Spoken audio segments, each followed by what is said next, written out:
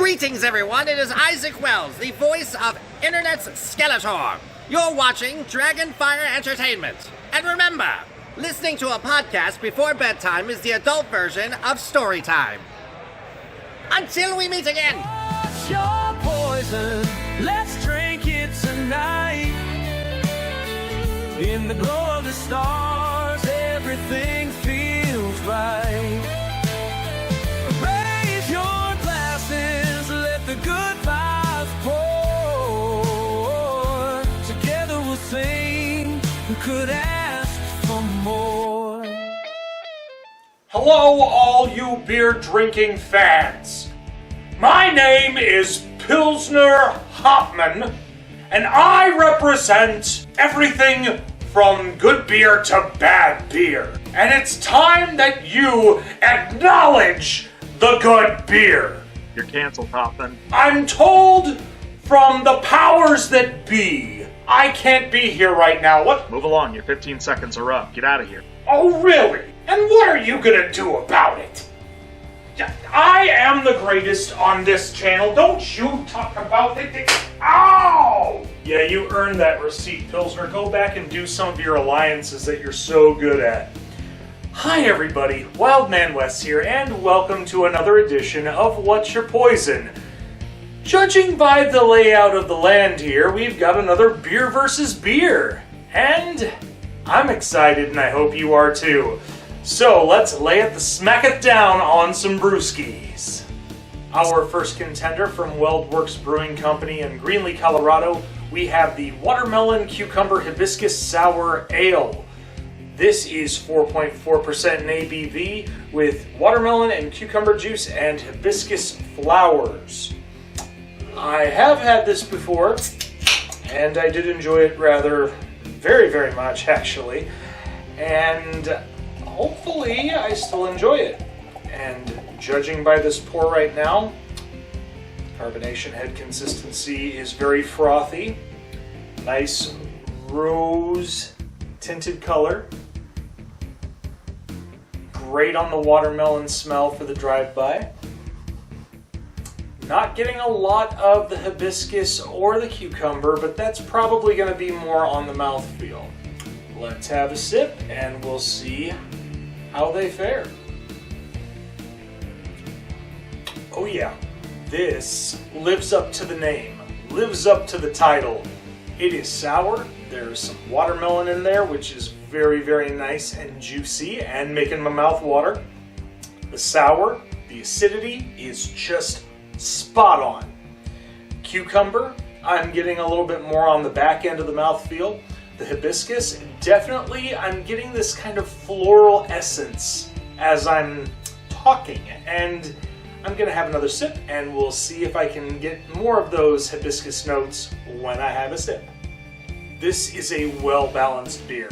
This is definitely damn near spot on perfect. I don't want to give it the perfect grade yet because we still have another beer. This one, I'm gonna say 4 3/4 out of 5 because they didn't lie, but I might change my mind depending on what the other beer has in store. Now, let's bring in the new challenger. Their opponent from brewery Ommegang by way of Cooperstown, New York, at 6% ABV, the O-Gaged Watermelon Kolsch. This has a big description on the back, and I think to myself, what would it sound like if it was read by Michael Buffer? And I'm going to do the best impression I can. It may not be the greatest, but hey, I'm trying, folks. Soak up the sunshine with our Oak-Aged Watermelon Kolsch. This refreshing beer combines the crisp profile of a classic Kolsch with a juicy infusion of fresh watermelon and a touch of real lime. Aged on golden agave barrel chips, it captures a subtle, smooth depth reminiscence of a watermelon margarita. Pouring with a beautiful red hue, this crisp, fruity beer embodies the festive spirit of warm celebrations and outdoor gatherings. Best enjoyed with friends, sunshine, and adventure. No seeds included! That's the best you get. Deal with it. Now that I got that out of my system, let's get this beer into this system and see if it rivals our other beer for today. Again, we have a nice rose color, a little bit darker than the other one. Head consistency is very frothy.